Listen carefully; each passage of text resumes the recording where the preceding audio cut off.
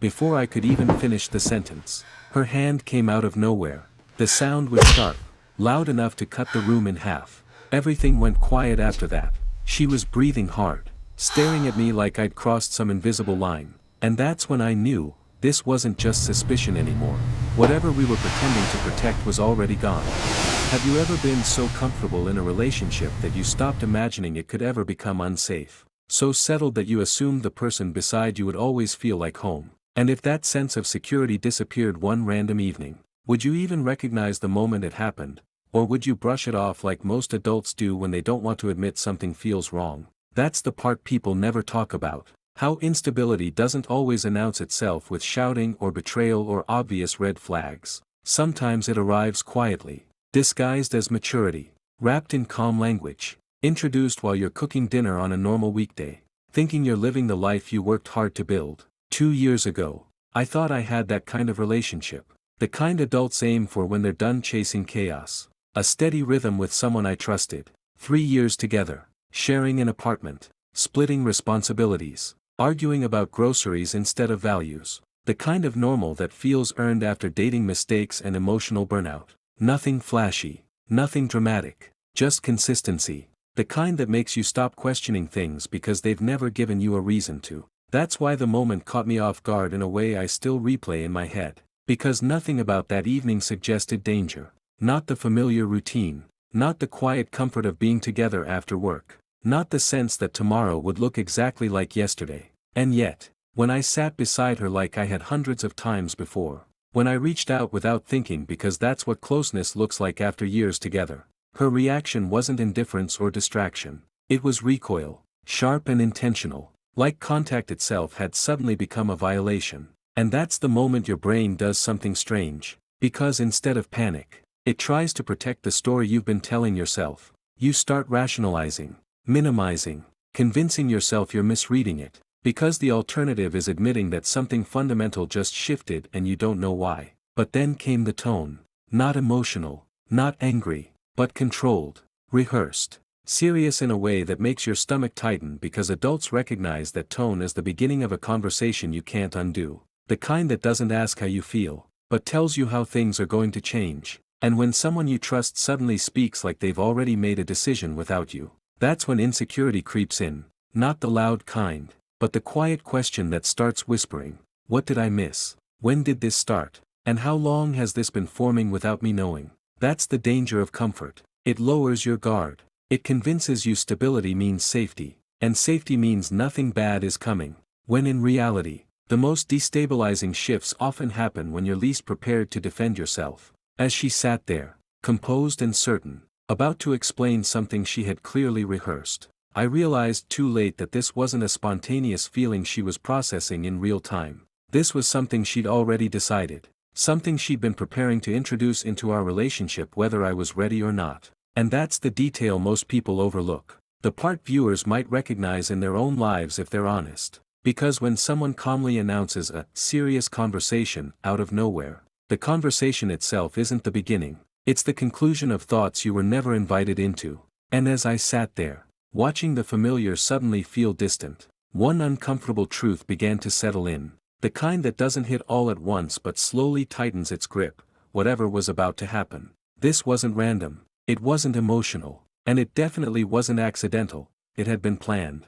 Have you ever noticed how you can feel something shift in a conversation before a single threatening word is spoken? How tone alone can make you brace yourself, even when the person insists they're being calm, reasonable, and mature. Because adulthood teaches you that danger doesn't always come with raised voices. Sometimes it arrives polished, controlled, and pre-approved. That's what unsettled me first. Not what she said, but how prepared she sounded. Like she was presenting a position rather than sharing a feeling. Her words measured, her posture composed, her expression focused in a way that felt less like vulnerability and more like execution. Adults recognize this instinctively. That subtle sense that you're not being invited into a discussion.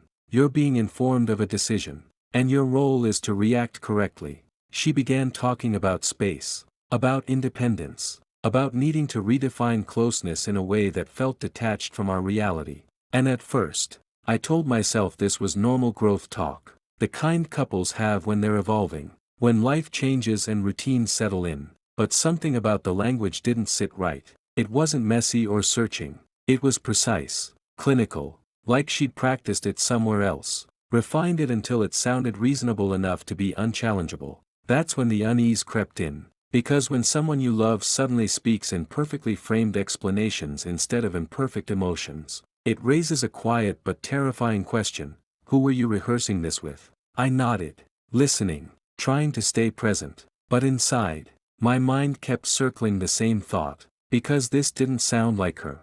Not the person I'd built routines with, not the woman who used to stumble over her words when she was unsure, not someone processing in real time. And that realization triggers a specific adult insecurity. The fear that you've fallen out of sync without noticing.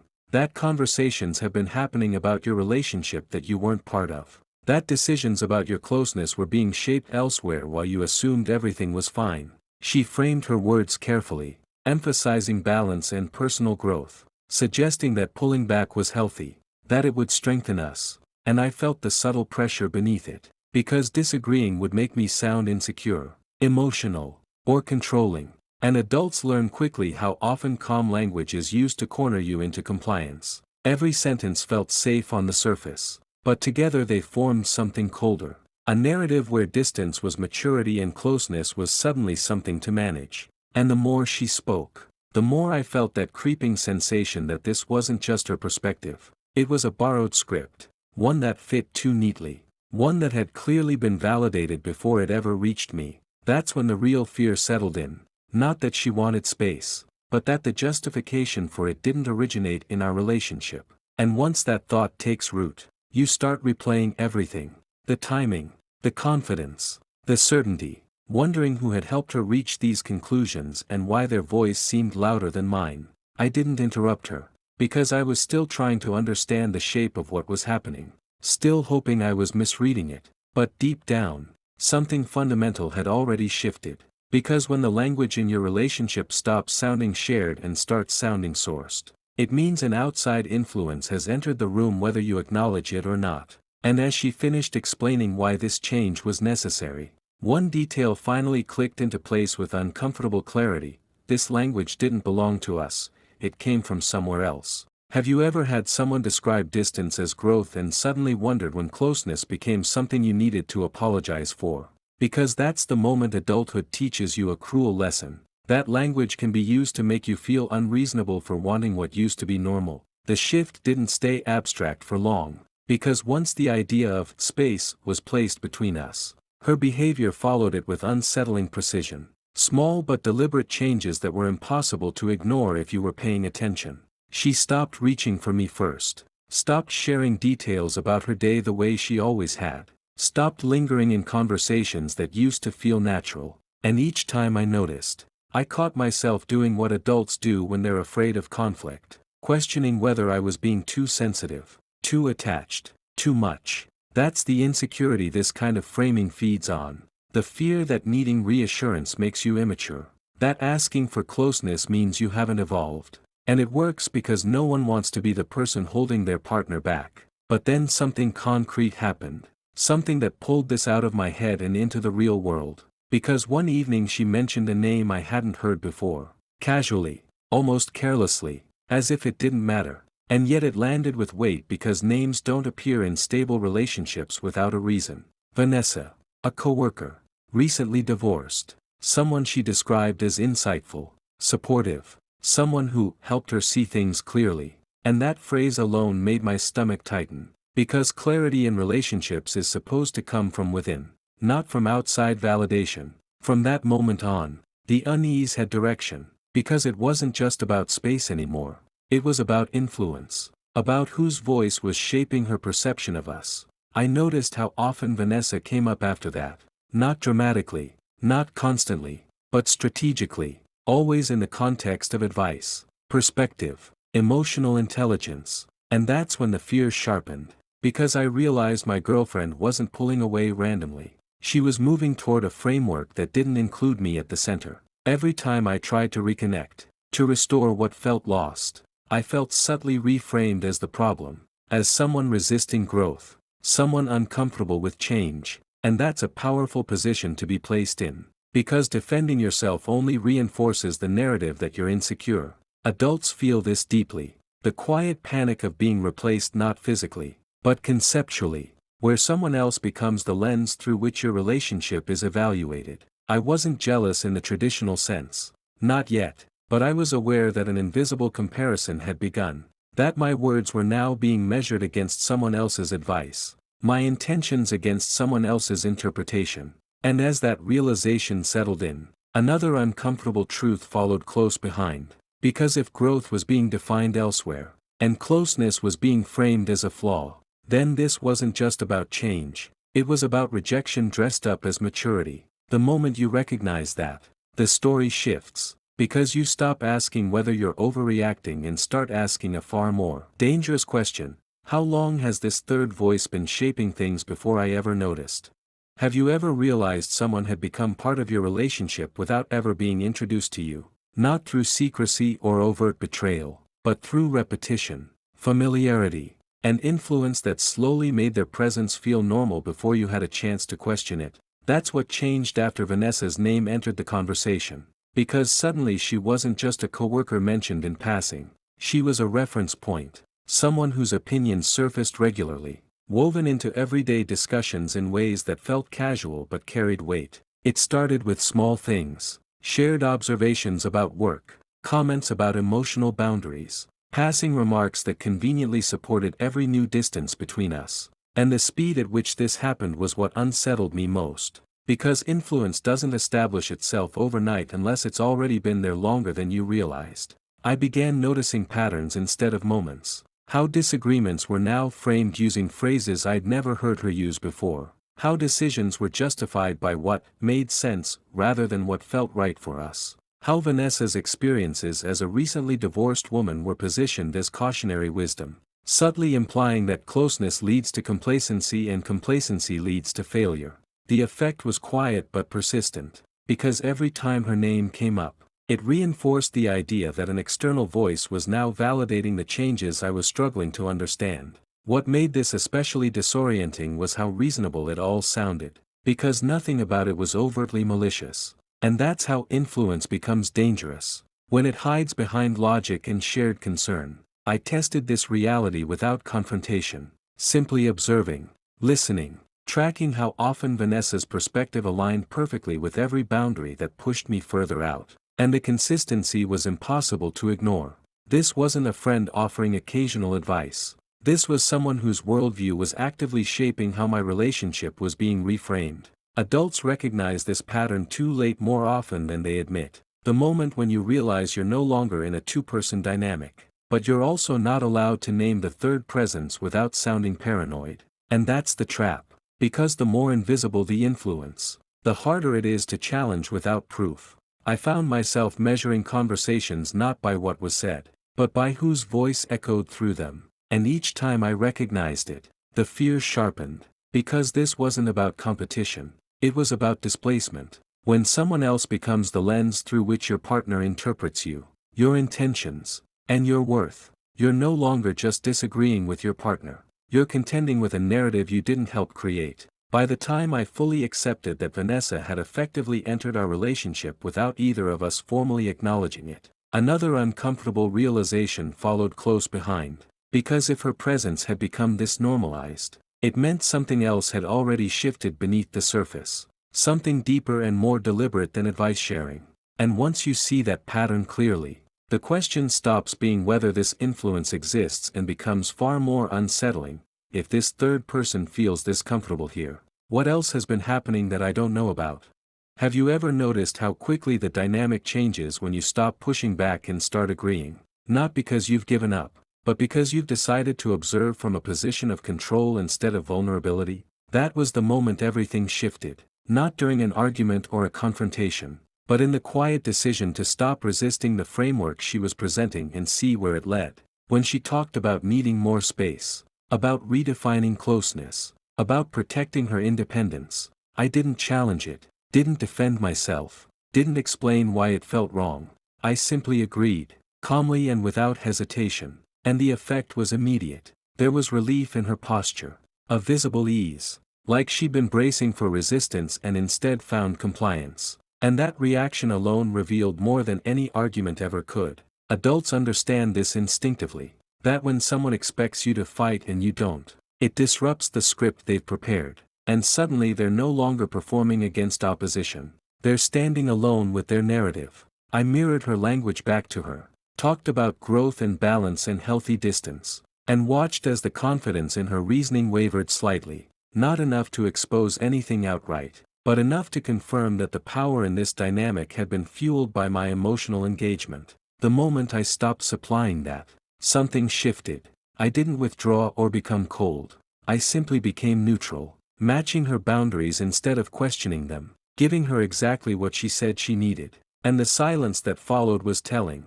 This wasn't the outcome she'd prepared for, because advice-fueled frameworks rely on predictable reactions. And when those reactions don't arrive, uncertainty creeps in. I could feel it in the pauses, in the way she checked my face for reassurance that she was still in control of the situation. And for the first time since this began, I wasn't reacting from fear. I was watching from clarity. That's a subtle but powerful shift in adult relationships. When you realize that agreeing doesn't always mean surrender. Sometimes it's the most effective way to expose whether the request was genuine or strategic. By stepping back without protest, I wasn't losing ground.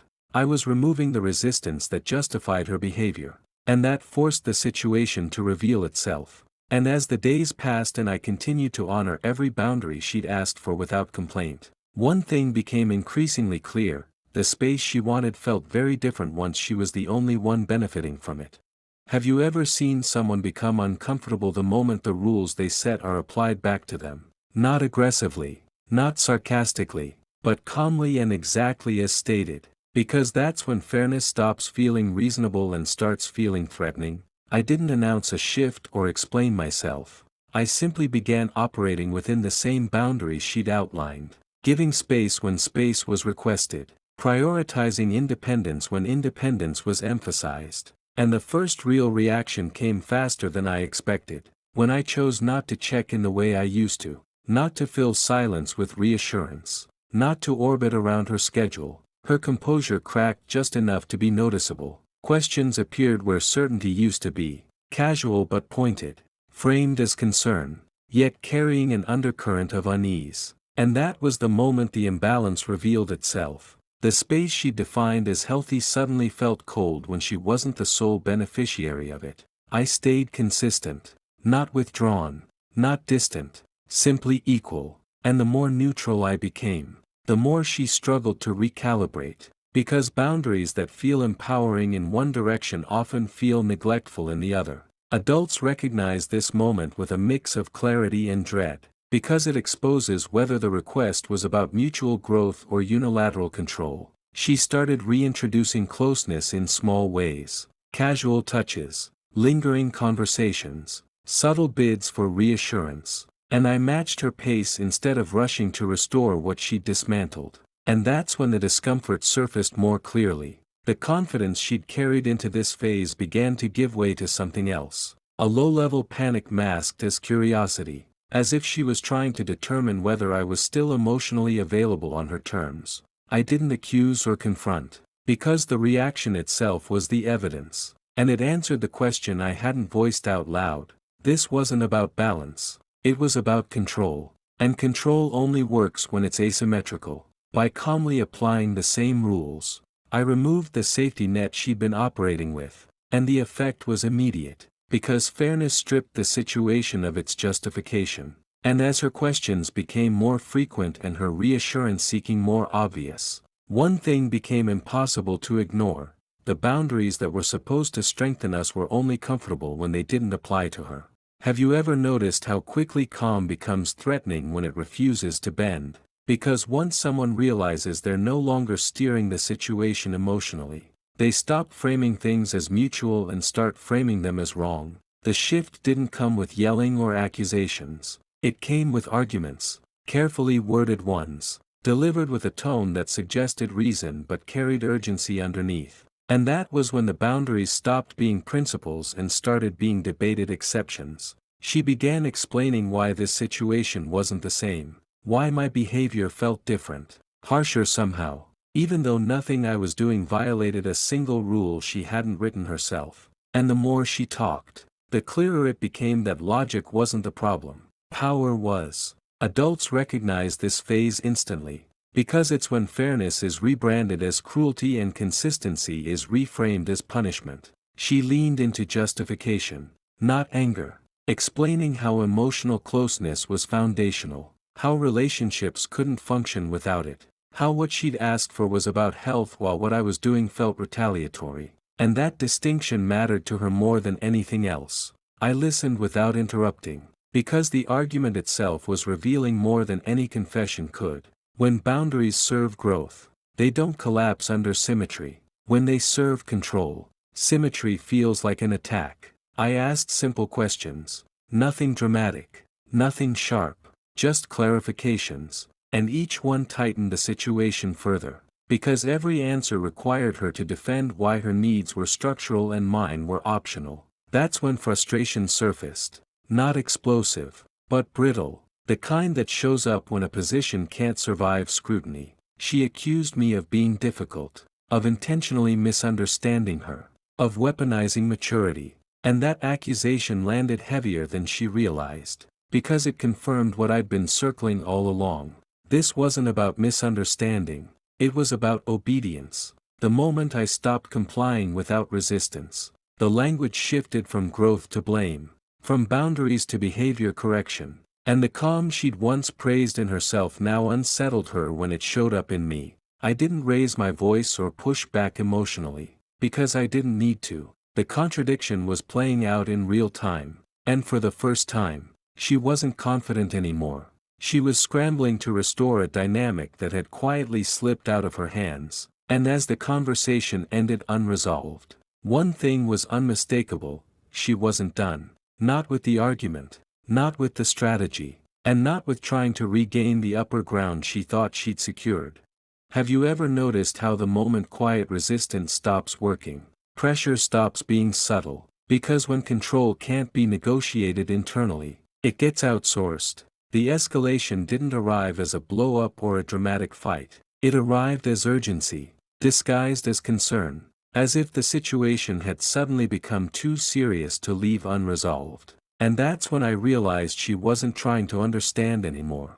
She was trying to reassert ground she felt slipping away. Conversations became structured, intentional, framed as, "we need to talk," moments that carried an almost professional tone, like talking points had been rehearsed somewhere else first. Adults recognize this instantly, because it's the phase where a relationship starts feeling like a case study instead of a partnership. She leaned heavily on framing, explaining how my consistency felt cold, how my calm felt strategic, how my refusal to bend looked like punishment. And that framing mattered more than facts, because it positioned me as the problem without ever addressing the imbalance that caused it. The shift was subtle but unmistakable. This wasn't about boundaries anymore. It was about correcting my response to them. She started appealing to fairness while redefining it in her favor, insisting that emotional closeness was non-negotiable while logistical and emotional labor could remain assumed. And when I didn't accept that distinction,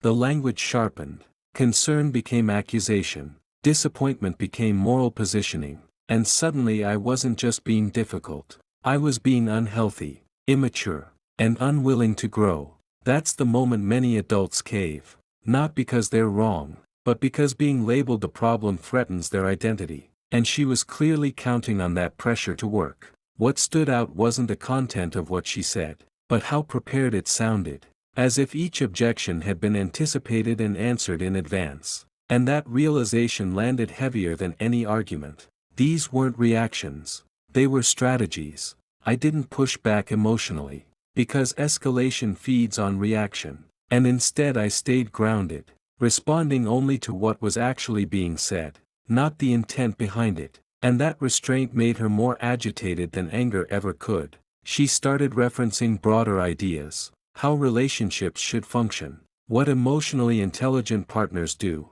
how compromise looks in healthy dynamics. All abstract concepts that sound reasonable until you realize they're being used selectively. Adults feel this manipulation deeply, because it exploits the fear of being seen as unreasonable. And the irony is that the calmer I stayed, the more she escalated.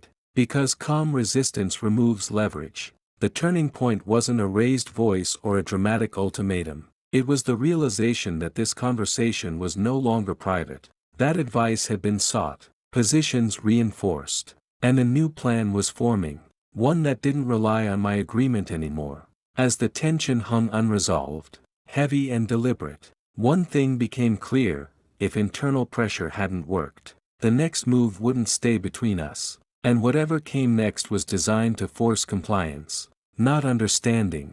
Have you ever felt that subtle dread when someone suddenly becomes too accommodating, too thoughtful, as if kindness itself has been repurposed into leverage? The shift was immediate and unsettling, because after days of tension and unresolved conversations, she became flawless, attentive in ways that felt intentional rather than affectionate. And adults recognize this pattern instinctively. It's not reconciliation, it's positioning. Plans appeared where none had existed, invitations framed as thoughtful gestures, social commitments arranged with urgency, and the more polished everything felt, the clearer it became that this wasn't about reconnecting, it was about setting a stage. She leaned into public normalcy, laughing easily, referencing shared history, presenting us as stable again, and that contrast was what made it uncomfortable. Because the private conflict hadn't resolved, it had just been relocated. I noticed how carefully she curated interactions, how timing suddenly mattered, how narratives were being softened in advance. And that's when the realization landed: this weekend wasn't about us. It was about witnesses. Adults fear this moment deeply, because social pressure doesn't argue, it judges. And once a version of events is introduced publicly, it becomes harder to dismantle without looking defensive. She suggested gatherings that involved people whose opinions mattered, framed casually but with a precision that felt strategic, and every detail carried intent, from who would be present to when the topic might surface. I didn't object, not because I was unaware, but because refusal would have been framed as further withdrawal, and I could already see how the narrative was being shaped. This wasn't confrontation. It was orchestration. Her behavior was warm, even affectionate at times, but it felt performative, like she was rehearsing stability in front of an audience that hadn't yet arrived. That's the most unsettling part of social manipulation. The conflict doesn't need to be resolved if it can be reframed. I felt the pressure building, not from her words, but from the anticipation of being discussed, evaluated, interpreted by people who didn't have the full context. And that's when it became clear that whatever happened next wouldn't be spontaneous. It would be intentional, timed, and designed to tip the balance. Because when private control fails, public validation becomes the next weapon. And the weekend ahead wasn't about healing anything. It was about forcing a decision under observation. The thing about social ambushes is they never announce themselves. They arrive disguised as normalcy, as politeness, as people gathering around a table with drinks in their hands and no idea they're about to be positioned. By the time we sat down together, I could already feel it, the subtle shift in posture. The way she spoke just a little louder than necessary. The way certain details were offered without context. It wasn't accusation. It was curation. Stories framed lightly. Anecdotes delivered with a smile. Moments selectively summarized so that concern could be inferred without ever being stated outright. As an adult, you recognize this immediately, because it's not what's said that matters, it's what's left available for interpretation. I noticed how questions were asked on my behalf, how pauses were allowed to linger just long enough for others to fill them, how disagreement would have required me to correct her publicly, which would have instantly cast me as defensive. That's the trap. If I stayed quiet, the story solidified. If I spoke up, I disrupted the atmosphere and confirmed the very narrative being implied. The imbalance was intentional. She positioned herself as calm, reasonable, reflective, someone trying, while leaving just enough ambiguity around me for concern to bloom naturally. No one challenged her, because there was nothing concrete to challenge. It was emotional framing, not factual accusation. I could see people recalibrating in real time, adjusting their tone with me, softening their responses, looking at her with sympathy they hadn't arrived with. That's when it hit me, the confrontation wasn't coming to me, it was happening around me. This wasn't about winning an argument. It was about shifting perception so that any future resistance I offered would already feel suspect. I understood then why this setting mattered, why witnesses mattered. Because once people begin quietly choosing sides without realizing they've been asked to, the power balance changes permanently. And sitting there, watching the room tilt almost imperceptibly, I realized something worse than being misunderstood. I was being managed. Once you realize you're being managed, the instinct is to defend yourself, to correct the record, to clarify intentions, to restore balance. That instinct is exactly what the situation feeds on. Any attempt to explain becomes further evidence that you need explaining. So instead of pushing back, I did something that felt almost wrong in the moment. I stopped participating in the narrative altogether.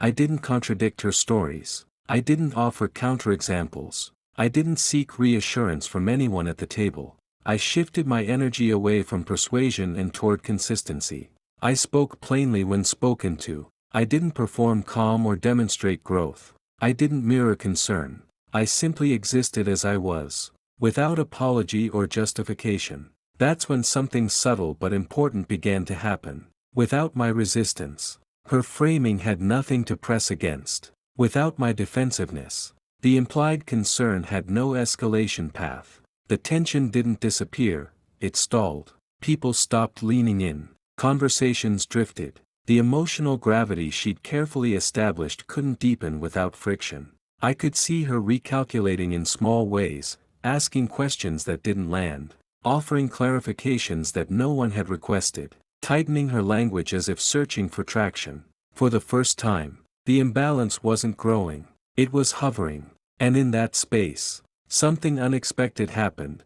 People started responding to me directly again. Not warmly, not coldly. Normally. That was the tell. Management only works when the subject cooperates by reacting. The moment I stopped auditioning for fairness, the role she'd assigned me began to dissolve. I wasn't winning anything, but I wasn't losing ground anymore either. And that's when I understood the real counter to control isn't exposure or confrontation. It's refusing to be shaped by a story you never consented to play a part in.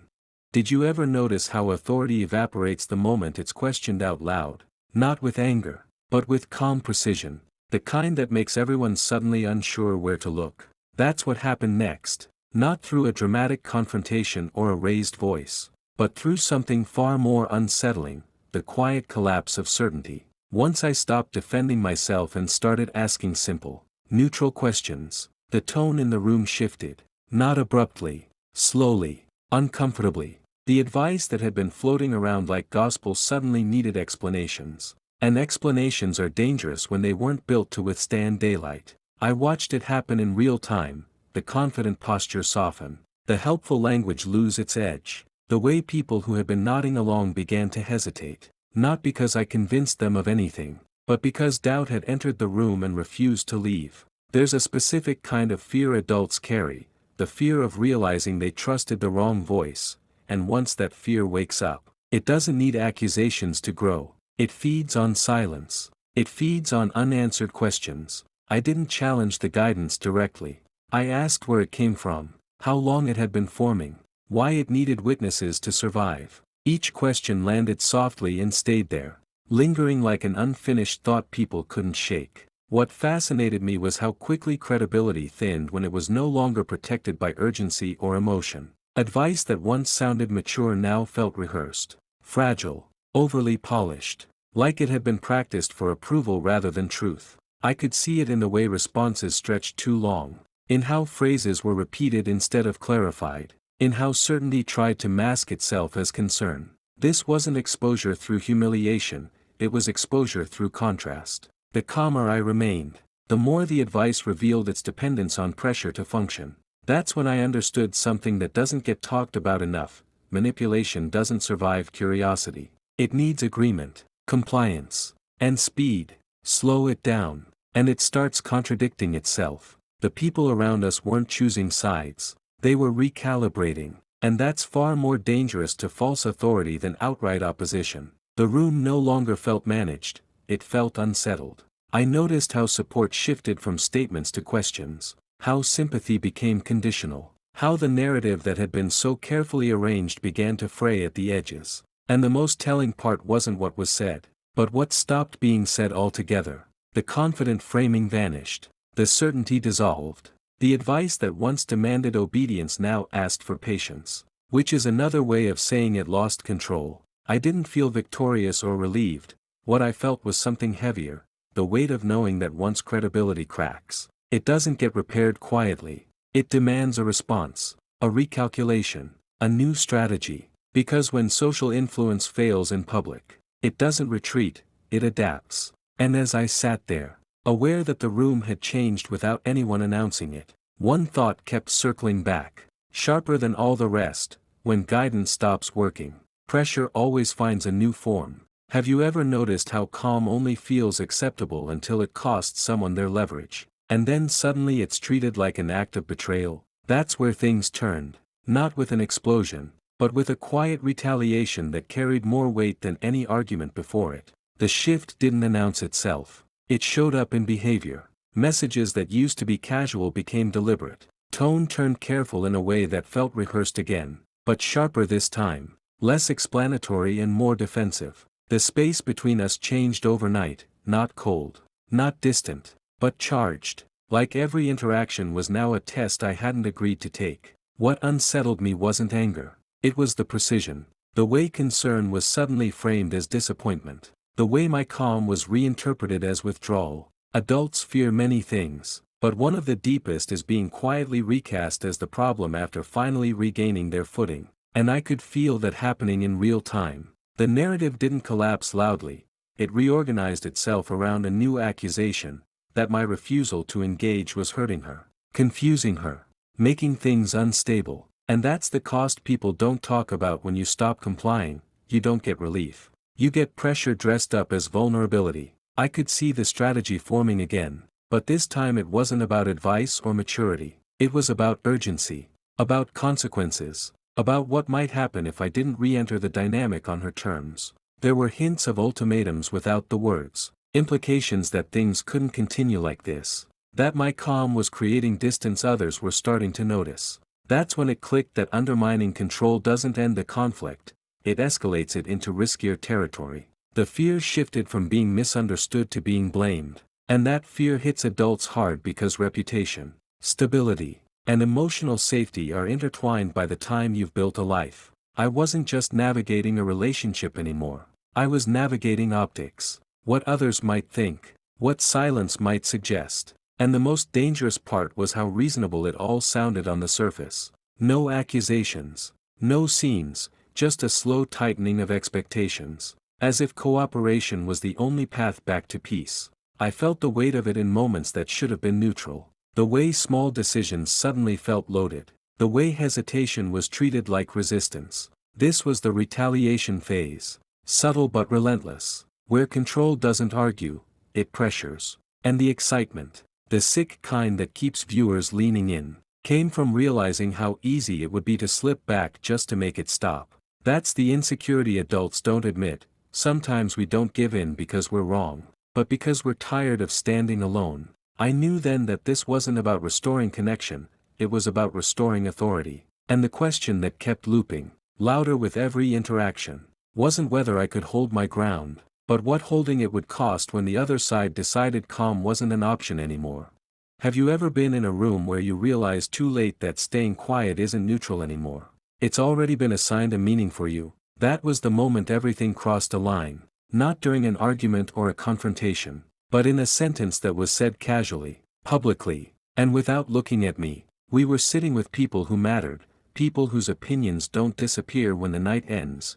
When she mentioned, almost thoughtfully, that we'd been working through some things, because I'd been struggling with commitment lately. It wasn't loud, it wasn't emotional, that's what made it lethal. The words landed and stayed. And I felt the air change as attention shifted in my direction, not with curiosity but with quiet evaluation. In that instant, I understood the real danger adults fear. Once a story about you exists outside your control, Every response becomes evidence for or against it. I could correct her and look defensive. I could stay silent and look guilty. Either way, the narrative had moved without my consent. What made it irreversible wasn't just that it was said, it was who heard it. Faces adjusted, tone softened, sympathy recalibrated. No one challenged her because it sounded reasonable, almost compassionate. That's how control survives in daylight, it wears the mask of concern. I felt something snap then, not anger, but clarity sharpened by loss. The loss of neutrality, the loss of privacy, the loss of being seen as an equal participant instead of a problem being managed. This wasn't a misunderstanding anymore, it was positioning. And the excitement, the unsettling kind that keeps viewers glued, comes from realizing how small the moment was compared to its impact. One sentence. No raised voices. No scene. Just a permanent shift in how I would be perceived from that point on. I noticed how questions that followed weren't open-ended.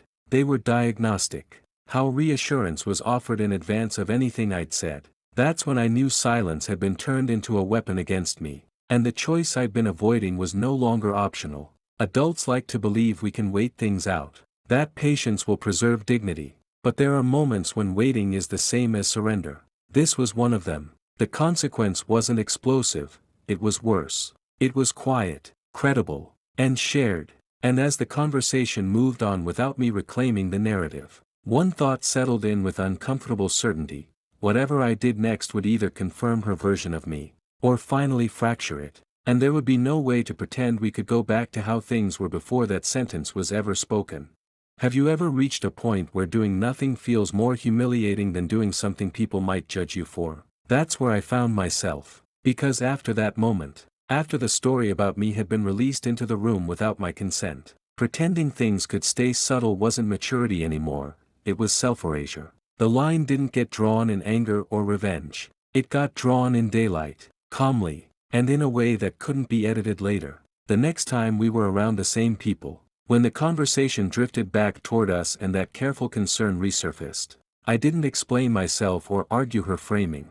I corrected it, briefly, clearly. I said that we weren't working through my issues, that we were dealing with differences about boundaries and outside involvement, and that I was comfortable with where I stood, even if it made things uncomfortable. The silence that followed wasn't awkward. It was heavy. You could feel the recalibration happen in real time. The way adults quietly reassess when two versions of a story can't coexist anymore. I didn't raise my voice. I didn't add details. I didn't look at her for permission.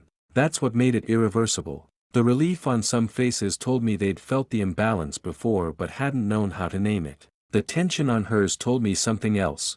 Control doesn't survive being contradicted publicly. What followed wasn't a blow-up. It was fallout. Conversations shortened. Warmth cooled. The ease she'd carried into rooms with confidence was replaced by restraint, by calculation. And I felt the cost immediately. The relationship shifted from uneasy to fragile. Because once you refuse to carry a story that isn't yours, you stop being useful to the narrative that depended on you. Adults fear many things, but one of the deepest is being seen clearly after trying to manage perception. And that fear doesn't fade quietly. I knew then that whatever remained between us would no longer be protected by ambiguity. There would be no more private corrections, no more strategic patience. I had chosen visibility, and visibility always comes with loss, comfort, deniability, the illusion of harmony, but it also comes with something steadier, self-respect. As the days unfolded and the dynamic continued to strain under the weight of that moment, one truth stayed with me. Grounding and unsettling all at once. Once you draw a line in public, you don't get to step back behind it. And whatever happened next wouldn't just test the relationship, it would reveal whether it was ever built to survive honesty without an audience propping it up. Have you ever noticed how after you finally say what needs to be said, the noise doesn't explode, it just disappears, leaving a silence that feels heavier than any argument ever did? That's what came next. Not confrontation, not closure. Just space where connection used to sit. Conversations became shorter, careful in a way that felt unfamiliar. Like we were both walking around something neither of us wanted to name. The warmth didn't vanish dramatically. It thinned, stretched until every interaction felt like a reminder of what had changed. I could feel the distance even when we were in the same room. The way eye contact lingered half a second too long before breaking. The way routine gestures lost their ease. This is the cost adults rarely anticipate, that choosing honesty doesn't always create relief. It creates awareness. And awareness makes pretending impossible. There were no apologies that repaired anything. Only acknowledgments that hovered without resolution. No one raised their voice. No one packed bags. That's what made it harder. The relationship didn't shatter. It stiffened. Like something bent past its flexibility. I found myself missing the comfort of ignorance. Not because I regretted speaking, but because clarity strips away the excuses we use to stay comfortable. The excitement for the viewer comes from recognizing this truth. Sometimes the bravest moment isn't the stand you take in public. It's sitting quietly afterward and realizing you can't unsee what you now know. Nights felt longer. Decisions felt heavier. Even neutral moments carried an undertone of finality. As if both of us were waiting to see who would say the thing that made the ending official. I noticed how effort became measured. How presence felt conditional. How the connection now required intention instead of instinct. That's when it settled in, not as pain, but as gravity, that whatever we had been protecting before was no longer there to protect. The aftermath wasn't dramatic enough to warn you, but it was honest enough to change everything. And as the days passed without resolution, one quiet realization kept returning, more unsettling than any argument could have been. Sometimes what ends a relationship isn't betrayal or conflict, but the moment both people realize they can't go back to who they were before the truth was spoken. I didn't leave in a rush. That's the part people expect. The dramatic exit that makes the decision look brave. What actually happened was quieter.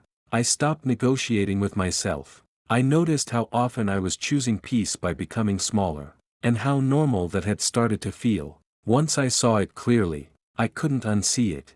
There was no final blow-up. No moment where everything collapsed at once. Just a slow recognition that the relationship only functioned when one of us carried less truth. Conversations became careful. Futures stopped being shared out loud. The absence showed up before the ending did. What surprised me most was the mix of emotions that followed. There was grief, but it didn't feel like heartbreak. It felt more like coming back into my own body after being tense for too long. Relief came with weight. Peace came without joy. That's how I knew it was real. We didn't rebuild. Not because we didn't try, but because naming the imbalance changed everything. Once respect has to be managed instead of given, something essential is already gone. Staying would have meant pretending that wasn't true. The cost didn't announce itself loudly. It lived in the empty spaces where routines used to be. In the quiet moments where I reached for a version of the future that no longer applied. But alongside that loss was something steadier, the absence of self-betrayal. I wasn't winning. I was just no longer disappearing. What stayed with me wasn't anger, or even clarity. It was the realization of how easy it is to confuse endurance with maturity, and silence with stability. Some relationships don't end because love runs out, they end because honesty finally shows up. And there's no room left for both.